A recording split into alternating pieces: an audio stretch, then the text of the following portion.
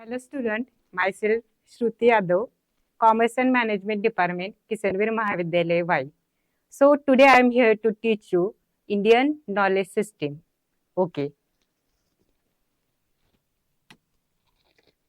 तुम्ही इथे पाहू शकता विषयाचं नाव काय आहे? Indian knowledge system. आपण याला काय म्हणतो? भारतीय ज्ञान परंपरा. विषय सगळ्यांना समजला. सर्वात आधी विषय समजतो तेव्हा आपण पुढच्या कंटेंटला जाऊ शकतो. ओके. इथे आता तुम्हाला एक चित्र दिसते पहा. त्या चित्रामध्ये काय काय दाखवलंय आपल्याला की सगळे इमेजेस आहेत. मध्ये आपल्याला जे स्कॉलर आहेत आपल्या भारतीय संस्कृतीचे. पुन्हा काय दिसतंय?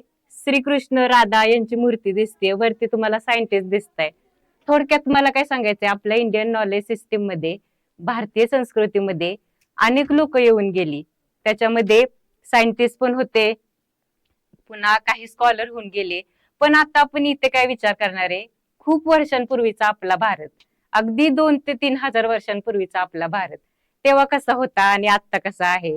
तुम्हाला जर सांगायचं म्हटलं ना, तर आपला भारत देश पूर्वीच्या काळात 2 ते 3 हजार वर्षांपूर्वी लोक आपल्या देशामध्ये एज्युकेशन साठी येत होती. अगदी जपान म्हणा, चायना म्हणा, कोरिया म्हणा, त्या देशातील मुले आपल्याकडे शिकण्यासाठी येत होती. आता बघा ना, आता आपल्या देशातील विद्यार्थी दुसरीकडे जातात.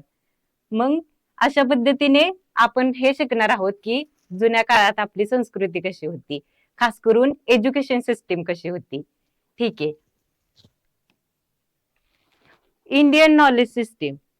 तर ह्यामध्ये त्यांनी काय सांगितलंय की आपली हे जे इंडियन नॉलेज सिस्टीम हा जो विषय आला आहे आपल्याला, तो न्यू एज्युकेशन पॉलिसी 2020 यानुसार कोणी आणलेला आहे? Ministry of education. त्याला आपण शॉर्ट फॉर्म मध्ये काय म्हणतो? MOU at AICT new Delhi. कोणताही एखादा कायदा आणायचा असेल किंवा एखादी नवीन पॉलिसी आणायची असेल तर वर कोण ना कोणतरी त्यास परमिशन देण्यासाठी असतं किंवा कोणामार्फत तरी ती पॉलिसी येत असते. तसंच हा विषय कोणी आणला? मिनिस्ट्री ऑफ एज्युकेशन म्हणजेच MOU. आणि ह्यामध्ये आपल्याला पाहायचं म्हणलं ना, तर इथे काय त्यांनी दिलंय? It will actively engage spreading the rich heritage of our country and traditional knowledge. थोडक्यात त्यांना काय सांगायचंय की आपल्या देशाची जी संस्कृती आहे ना, त्याबद्दल मुलांना समजलं पाहिजे. तुम्ही आजच्या जनरेशनच्या मुलांना जर विचारलं ना, छत्रपती शिवाजी महाराज कोण होते, खास करून जे कॉन्व्हेंट मध्ये शिकतात, त्यांना थोडी पण आयडिया नसते की ते कोण होते म्हणून. मग ह्या सगळ्या गोष्टींचं नॉलेज, ठीक आहे, छत्रपती शिवाजी महाराज माहित असतील, पण त्यांना अजून जुन्या काळात गेलो आपण, त्यांना विचारलं की सांगा रामायणामध्ये काय घडलं, महाभारतामध्ये काय घडलं, ते त्यांना सांगता येईल का? कोण होती कैकेयी, भरत कोण होता, लक्ष्मणाने काय केलं रामायणामध्ये, कशी साथ दिली, आणि बिभीषण रावणाची साथ सोडून रामाकडे का गेला, ह्या सगळ्या गोष्टी तेव्हा जेव्हा सांगता येतील त्यांना, तेव्हा आपण काय समजू की त्यांना आपल्या भारतीय संस्कृतीचं खऱ्या पद्धतीने नॉलेज आहे. आणि भारतीय संस्कृतीमध्ये खूप विद्यापीठ होऊन गेली. कोणती कोणती विद्यापीठ? तर तक्षशिला होतं, पुन्हा नालंदा विद्यापीठ होतं, विक्रमशिला होतं. आपल्या ज्या युनिव्हर्सिटी आहेत ना आता, त्या युनिव्हर्सिटी काहीच नाहीयेत त्या विद्यापीठासमोर. इतके ते बलाढ्य विद्यापीठ होती आणि बाहेरच्या देशातून लोक तिथे शिकायला येत होती. अगदी आपण आता ऐकतो कॅम्ब्रिज म्हणा, ऑक्सफोर्ड युनिव्हर्सिटी म्हणा, हजारो वर्षापूर्वी स्थापन झाली. तसंच आपलं नालंदा युनिव्हर्सिटी सुद्धा खूप अशी मोठी प्रचलित युनिव्हर्सिटी होती, जे की अलाउद्दीन खिलजीद्वारे काय केली गेली? नष्ट करण्यात आली. कारण त्यांना माहित होतं भारताचा विकास जर थांबवायचा असेल तर आपल्याला इथली एज्युकेशन पद्धत पूर्णपणे नष्ट करावी लागेल. ठीक आहे. तर आपण ओव्हरऑल थोडक्यात समजून घेतलं की इंडियन नॉलेज सिस्टीम काय आहे आणि त्यात आपल्याला काय काय शिकायचंय. ओके, नेक्स्ट स्लाइड पाहूयात आपण. हा, आता इथे दिले evaluation of Indian management. Evolution म्हणजे काय रे? की सतत नवीन नवीन बदल होत राहतात. मग आता इंडियन मॅनेजमेंट मध्ये कोणते बदल होत गेले? मुळातच आपल्या भारतामध्ये भारतीय लोक सोडले तर अनेक धर्मातील लोक आहेत, अनेक. ठीक आहे. नेक्स्ट स्लाइड मध्ये तुम्हाला काय सांगितले? इव्हॅल्युएशन ऑफ इंडियन मॅनेजमेंट म्हणजे मॅनेजमेंट कसं बदलत गेलं. पूर्वीच्या काळात बघा, सगळ्यात आधी आपल्या देशावरती मुघलांनी हल्ला केला. त्यांनी काय सांगितलं की आम्हाला तुमच्या देशामध्ये व्यापार करायचा आहे, तुम्ही आम्हाला एंट्री द्या. मग आपल्या देशातील लोकांनी एंट्री दिली त्यांना, पण त्यांचा हेतू वेगळा होता. त्यांना आपल्या भारत देशातून बरीच संपत्ती लुटून न्यायची होती. ब्रिटिशांनी पण तेच केलं. मग अशा अनेक लोक आपल्या देशामध्ये आली आणि आपली संस्कृती जे होती पहिल्यापासून ती सगळी नष्ट करण्याचा प्रयत्न केला. मग आता इथं काही त्यांनी एक्झाम्पल दिलेत बघा. कोणते कोणते लोक आले होते आपल्यामध्ये, तर दिल्ली सल्तनत म्हणजे दिल्लीचा सुलतान जो होता, म्हणजे थोडक्यात मला सांगायचंय मुघल लोकांनी मेन आपल्या भारताची जी राजधानी आहे आता तिथेच मेन स्थापन होऊन काय केलं, आपल्या भारतावर पूर्ण राज्य केलं. अनेक मॅनेजमेंट बदलत गेले. मौर्य, गुप्त अँड मुघल पिरियड म्हणजे वेगवेगळ्या लोकांच्या काळात वेगवेगळं मॅनेजमेंट होतं आणि ब्रिटिशांच्या काळात सुद्धा वेगळंच होतं मॅनेजमेंट. मग काळानुसार मॅनेजमेंट पण काय होतं, बदलत गेलं. त्यानंतर काय दिले त्यांनी, in 1980 interest in India ethos culture and management began to grow. कधी आपलं मॅनेजमेंट चांगल्या पद्धतीने वाढायला लागलं, विकास व्हायला लागला, 1980च्या दशकात.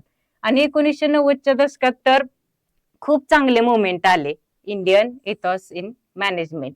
मग अशा पद्धतीने वेस्टर्न मॅनेजमेंट सुद्धा आला आपल्या कंट्रीमध्ये आणि इंडियन मॅनेजमेंटची सुद्धा ग्रोथ झाली. इथे आता एक कन्सेप्ट दिली आहे बघा तुम्हाला. इथे त्यांनी दिले की some say that current management models are not holistic because they don't take into account aspect like liberation, culture, spirituality and deeds. त्याला आपण कर्म म्हणतो. आत्ताच तुम्ही मॅनेजमेंट पाहिलं ना तर एवढं चांगलं नाहीये जुन्या काळातलं मॅनेजमेंट बघता. कारण जुन्या काळात काय होतं, स्पिरिच्युअलिटी होती. स्पिरिच्युअलिटीचा अर्थ काय होतो, श्रद्धा, भक्ती. ती आजकालच्या लोकांमध्ये आपल्याला दिसून येत नाही. पहिल्या काळातलं तुम्ही मॅनेजमेंट पाहिलं, अगदी जे मोठे मोठे राजा होऊन गेले आपले, ते खूप सुंदर मॅनेजमेंट करत होते. प्रत्येक व्यक्तीला जी व्यक्ती त्या कामासाठी योग्य आहे त्या व्यक्तीला ते काम दिलं जात होतं. त्यालाच तर आपण मॅनेजमेंट म्हणतो.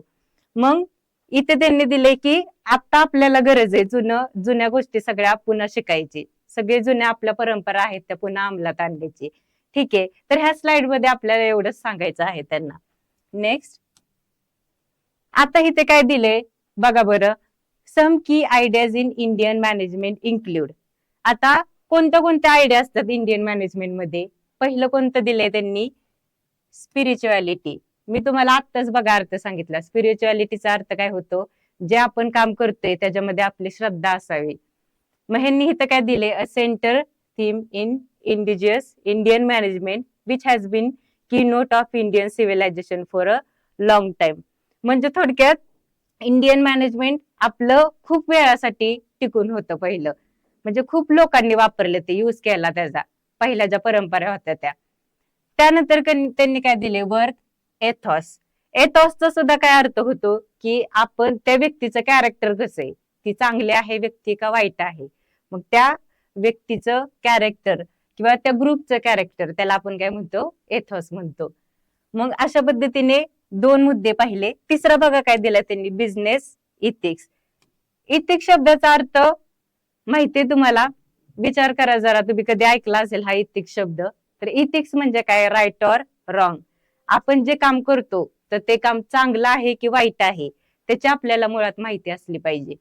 मग इथं त्यांनी काय दिले की तुम्ही तुमचं काम कसं करायचं, हॉनेस्टीनं करायचं, चांगल्याच पद्धतीने करायचं. म्हणजे इथिक्स हा शब्द तुम्ही पॉझिटिव्ह सेन्स मध्ये घेऊ शकता. ठीक आहे.